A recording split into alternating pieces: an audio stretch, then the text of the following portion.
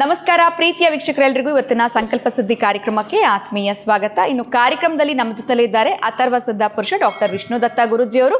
ಗುರುಗಳನ್ನ ಕಾರ್ಯಕ್ರಮಕ್ಕೆ ಬರ್ಮಾಡ್ಕೊಳ್ಳೋಣ. ನಮಸ್ತೆ ಗುರುಗಳೇ, ಕಾರ್ಯಕ್ರಮಕ್ಕೆ ಭಕ್ತಿಯ ಸ್ವಾಗತ. ಪ್ರತಿನಿತ್ಯ ನಮಗೆ ವಿಡಿಯೋಸ್ ಮುಖಾಂತರ ಹಲವಾರು ವಿಚಾರಗಳ ಬಗ್ಗೆ ಮಾಹಿತಿ, ಇನ್ನು ದಿನನಿತ್ಯ ಬೇಕಾಗುವಂಥ ವಿಚಾರಗಳ ಬಗ್ಗೆ ಪರಿಹಾರಗಳು, ಯಂತ್ರ ತಂತ್ರ ಮಂತ್ರ ಪ್ರತಿಯೊಂದು ಕೂಡ ತಿಳಿಸ್ಕೊಡ್ತಾ ಇದ್ದೀರಾ. ವೀಕ್ಷಕರ ಪರವಾಗಿ ಮೊದಲನಾಗಿ ತಮಗೆ ಧನ್ಯವಾದಗಳನ್ನ ಹೇಳಕ್ಕೆ ಇಷ್ಟಪಡ್ತೀನಿ. ಇನ್ನು ಜೊತೆಯಲ್ಲಿ ಇವತ್ತಿನ ಪ್ರಶ್ನೆ ಏನು ಅಂತಂದರೆ, ಈ ಕಾಲ ಶನಿ ಅಂತಂದರೆ ಏನು, ಇದ್ರ ಬಗ್ಗೆ ತಿಳಿಸ್ಕೊಡಿ. ಈ ಒಂದು ಸಮಯ ಬಂತು ಅಂತಂದರೆ ತುಂಬ ಜನಕ್ಕೆ ಹೇಳ್ತಾ ಇರ್ತಾರೆ ನಮಗೆ ತುಂಬ ಕೆಟ್ಟದ್ದಾಗತ್ತೆ ಅಥವಾ ಕೆಡಕ್ ಮಾಡುತ್ತೆ ಶನಿ ಅಂತ. ಅದು ನಿಜನಾ ಅಲ್ವಾ? ಇದ್ರ ಬಗ್ಗೆ ತಿಳಿಸ್ಕೊಡಿ. ಓಂ ವಿಶ್ವಸ್ಮೈ ನಮಃ. ಪ್ರೀತಿಯ ಬಂಧುಗಳೇ, ಈ ಶನಿ ನಾವು ಯಾವುದೋ ಒಂದು ಮುದ್ರೆ ಮಾಡುವಾಗ ಬಹುಶಃ ಧರ್ಮಚಕ್ರ ಮುದ್ರೆ ಅಂತ ಕಾಣುತ್ತೆ. ಅದರಲ್ಲಿ ಶನಿ ಪಾತ್ರ ಬಹಳಷ್ಟು ಇರುತ್ತೆ. ಹಾಗೆಯೇ ಅಂತಹ ಶನಿ ಯಾರೆಲ್ಲರಿಗೂ ಕೂಡ ಧರ್ಮಚಕ್ರಕ್ಕೆ ಕರ್ಮಾಧಿಪತಿ ಹತ. ಅಂತಹ ಶನಿ ನಮಗೆ 2.5 ವರ್ಷ ಮುಖಕ್ಕೂ, 2.5 ವರ್ಷ ನಮ್ಮ ಹೃದಯದ ಭಾಗಕ್ಕೂ, ಇನ್ನು 2.5 ವರ್ಷ ನಮ್ಮ ಕಾಲುಗಳ ಭಾಗಕ್ಕೂ, ಅದನ್ನೇ ಕಾಲಶನಿ ಅಂತಾರೆ. ಆ ಕಾಲಶನಿಯಲ್ಲಿ ಬಹಳ ಘನಘೋರವಾಗಿರೋ ಕಷ್ಟಗಳು ಕೊಡ್ತಾನೆ. ಅಲ್ಲಿ ನಾವು ತಡ್ಕೊಳ್ಬೇಕು. ಅಲ್ಲಿ ತಡೆದುಕೊಂಡ್ರೆ ನೀವು ಜಯಿಸಿದಾಗೇನೆ. ಕೋರ್ಟಲ್ಲಿ ಜಡ್ಜ್ ತೀರ್ಮಾನ ಕೊಡ್ತಾನೆ. ಬಹಳ ಪ್ರಮುಖವಾಗಿರೋ ಘಟ್ಟ ಅದು. ನೀವು ಆ ದಿನಕ್ಕೆ ಕಾಯ್ತಾ ಇದ್ದೀರಿ. ಆ ದಿನ ನಿಮ್ಮ ಭವ್ಯ ಬದುಕನ್ನು ಕಟ್ಟಿಕೊಳ್ಳಲಿಕ್ಕಿರತಕ್ಕಂಥ ಏಕೈಕವಾಗಿರೋ ದಿನ ಅದು.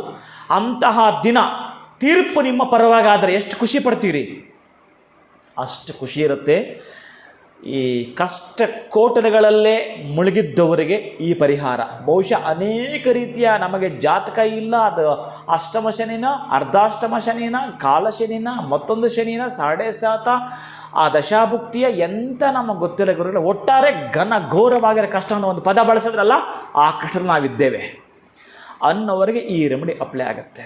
ಅದಕ್ಕಾಗಿಯೇ ಎಲ್ಲಾದರೂ ನೀವು ನಡೆದುಕೊಂಡು ಹೋಗ್ತಾ ಇರ್ತಕ್ಕಂಥದ್ದು ನಿಮ್ಮ ಕಾಲಿಗೆ ಮಣ್ಣು ಮೆತ್ಕೊಳ್ಳುತ್ತೆ. ಆ ಮಣ್ಣನ್ನು ಕೈಯಲ್ಲಿ ಹಿಂಗೆ ತೆಗೆದುಬಿಟ್ಟು ಒಂದು ಸಣ್ಣದ ಮಡಿಕೆಗೆ ಹಾಕಬೇಕು.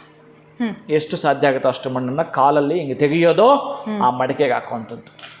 ಒಂದಷ್ಟು ಎಳ್ಳು ಹಾಕುವಂಥದ್ದು, ಒಂದಷ್ಟು ಎಳ್ಳೆಣ್ಣೆ ಹಾಕ್ತಕ್ಕಂತಹದ್ದು, ಅದಕ್ಕೆ ಕಪ್ಪು ಬಟ್ಟೆಯನ್ನು ಕಟ್ಟಿಬಿಡ್ತಕ್ಕಂತಹದ್ದು, ದೇಹಕ್ಕೆ ಪೂರ್ಣವಾಗಿ ನಿವಾಳಿಸುವಂಥದ್ದು.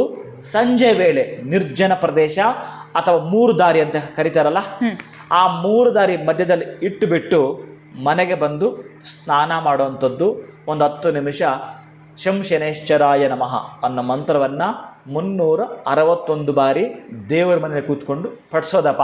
ಇಷ್ಟು ನಮ್ಮ ಘನಘೋರವಾಗಿರುವ ಕಷ್ಟಗಳು ತೊಲಗಬೇಕಾದರೆ ಇದು ಅದ್ಭುತವಾಗಿರ್ತಕ್ಕಂತಹ ಕಾಲಶನಿಯನ್ನು ನಿವೃತ್ತಿ ಮಾಡಿಕೊಳ್ಳತಕ್ಕಂತಹ ವಿಧಾನವೂ ಆಗಿರುತ್ತೆ, ಪರಿಹಾರವೂ ಆಗಿರುತ್ತೆ, ಪ್ರಮುಖವಾಗಿರ್ತಕ್ಕಂಥ ಪಾತ್ರ ವಹಿಸುತ್ತೆ ನಿಮ್ಮ ಬದುಕಲ್ಲಿ.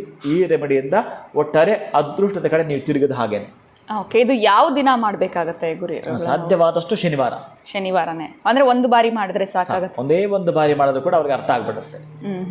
ಒಂದು ಶನಿವಾರ ಮಾಡಿದ್ರೆ ಇನ್ನು ಆ ತಿಂಗಳಲ್ಲಿ ಇರ್ತಕ್ಕಂಥ 27 ದಿನಗಳಲ್ಲಿ ಆ ಶನಿ ಹೊರಟು ಅವರಿಗೆ ಅಭ್ಯುದಯದ ಪಥ, ಅಭ್ಯುದಯದ ದಾರಿ ಕಾಣಿಸ್ತಾ ಇರುತ್ತೆ. ಸೊ 7.5 ಇರೋರು, ಅಷ್ಟಮ ಶನಿ ಇರೋರು ಯಾರು ಬೇಕಾದ್ರೂ ಇದನ್ನ ಮಾಡಬಹುದು ಅಂತ ತಿಳಿಸ್ಕೊಟ್ಟಿದ್ದೀರಾ. ತುಂಬಾ ಸಿಂಪಲ್ ಆಗಿರುವಂತ ರೆಮಿಡಿ. ಅದು ಒಂದೇ ಒಂದು ಬಾರಿ ಮಾಡೋದ್ರಿಂದ ಪರಿಹಾರ ಸಿಕ್ಕುತ್ತೆ ಅಂತಂದ್ರೆ ವೀಕ್ಷಕರಿಗೆ ಇದ್ರಂತ ಖುಷಿಯಾಗಿರುವಂತ ವಿಚಾರ ಇನ್ನೊಂದಿಲ್ಲ ಅಂತ ಹೇಳ್ಬೋದು. ಬಹಳ ಧನ್ಯವಾದಗಳು ಗುರುಗಳೇ. ನಮಸ್ಕಾರ. ಹರೇ ಶ್ರೀನಿವಾಸ.